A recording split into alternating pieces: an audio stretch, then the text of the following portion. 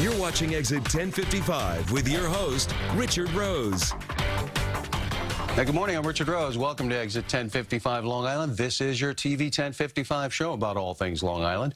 In just a few moments, there are some new national rules now for the waiting list for heart transplants. We'll talk about what impact that will have here. But we begin this morning with the effort to clean up nitrogen from our waters on Long Island, most of it actually coming from aging, leaking cesspools and septic tanks. And joining us right now to help explain that is Peter Scully. He is the Deputy Suffolk County Executive who's in charge of a grand county plan to replace those antiquated septic tanks and cesspools. And welcome to the show, Mr. Scully. Thank you, Richard. And you definitely know this topic because before you joined the county as Deputy County Executive about a year and a half ago, you were with the DEC, the Department of Environmental Conservation. And what did you do there? Well, I served as the regional director for the Department of Environmental Conservation for Long Island for 12 years. And during that time, there was an awful lot of concern on the part of environmentalists and even the business community about water quality on Long Island and the way it's been deteriorating, the increased frequency of algal blooms and brown tides and red tides. Fish kill-offs. Right. And the impact that's having on our economy in Suffolk County. We rely to a great degree on the tourism economy, and when our beaches are closed and people can't eat the shellfish, that has a negative impact on our economy. Yeah, I think it's Georgica Pond out in East Hampton. It's a very exclusive, upscale kind of area. People paying $5, $10, $15 million for homes around there, and then they come up and they find that their pond is all filled with this sort of algae blooms and tied to what? The septic tanks that are leaking from their own homes. Right, and it's a big problem. It's not a new problem. The truth is that 40 years ago, Suffolk County was under significant pressure from the state and federal government to sewer the entire county because it was realized that the impact of cesspools and septics on groundwater and surface water over the long term would have a very deleterious effect on Suffolk County's environment. Well, that has been dismissed as impractical because you practically have to tear up the whole county to put in sewer lines, and it would be super expensive, right? Right, and so that's a very good point. As it turns out, it's somewhat of a blessing in disguise that the sewer solution was not advanced 40 years ago because we now know that sewering for many parts of our county is not a practical or an economic alternative. So what's the plan here now? Because we've been hearing about it for a while, and we got a lot of people who have septic tanks. Let me ask you that first. How many people have these septic tanks and cesspools, and what's the plan to deal with it? Well, in Suffolk County alone, there are over 360,000 individual homes which rely on these cesspools and septic tanks. It's a very, very large number, and it's very daunting.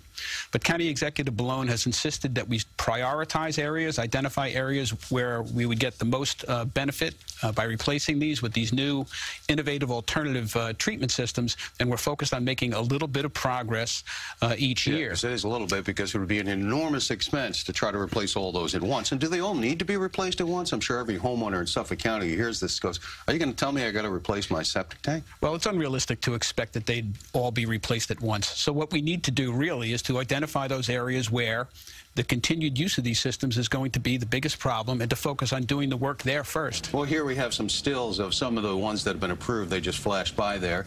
Tell us about these new septic systems and what do? Are they double sealed? Why are they better? Well, Suffolk County is not alone. The entire northeastern United States is focused on these issues right now, and there are a lot of different technologies that are available that will create what is essentially a small version of a sewage treatment plant that can serve an individual residence. So it treats the nitrogen in, which primarily I think comes from waste, urine, right? Right. And it treats that before it's released into the groundwater? Well, that's correct. And so what we've done in Suffolk County is to test these systems on a pilot basis to make sure they function the way that they're advertised.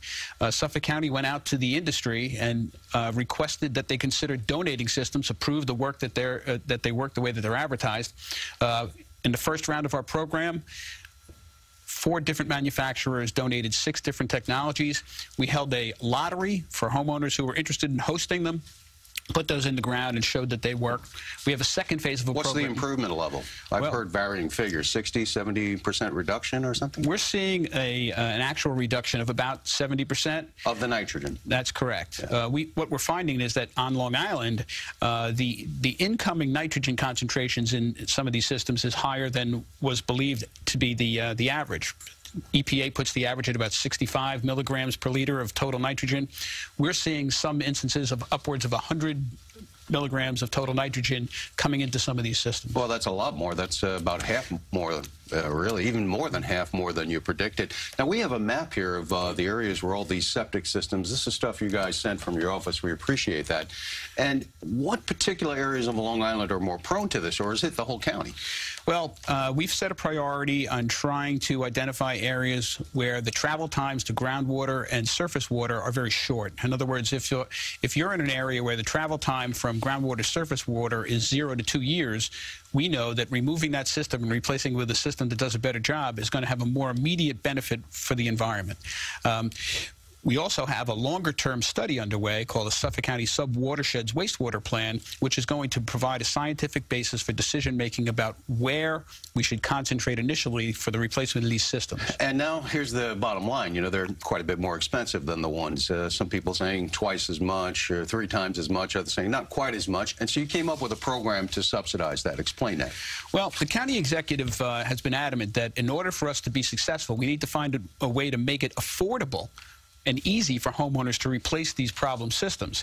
And so that means we have to find a way to offset the cost to homeowners of installing the systems. And so the county executive's concept was to create a combination of a grant program to offset the cost. Perhaps we are offering grants of $10,000 or even $11,000 for systems that cost about $17,000. 17 to 20, right? And so for the remaining homeowner share, we've partnered with a not-for-profit that's offering low-interest financing to finance the homeowner share over 15 years at 3%. How many people have joined up for that so far? Well, you know, Richard, it's amazing. We began accepting applications on July 3rd.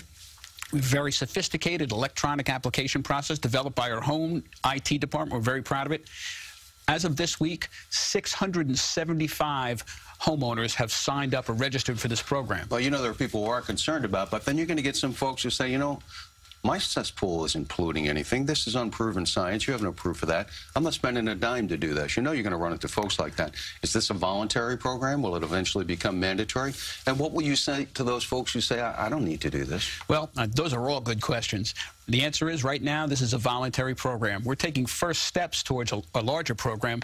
Policymakers will ultimately decide whether or not it should be mandatory that folks replace these systems. How much would it cost to replace them all? Into the many, many billions of dollars, wouldn't it? Absolutely, billions of dollars. But, you know, as we pointed out earlier, installing these systems on a parcel is much less expensive than sewering. This is a much more cost-effective approach. And so over time, I think there's a level of awareness that's necessary. Some of the population is aware and understands that these systems are impacting the environment. There are other people who don't yet understand that. Well, that's why there's talk about possibly a referendum, because you need a recurring source, because that's a lot of money. But it is a start down this road. Peter Scully, Deputy Suffolk County Executive, explaining the new systems that are coming and what's coming down the pike, or down the cesspool, perhaps. And when we return, with folks heading out east for pumpkin picking and the like, why are some farmers irate about inconsiderate drivers? That's coming up next.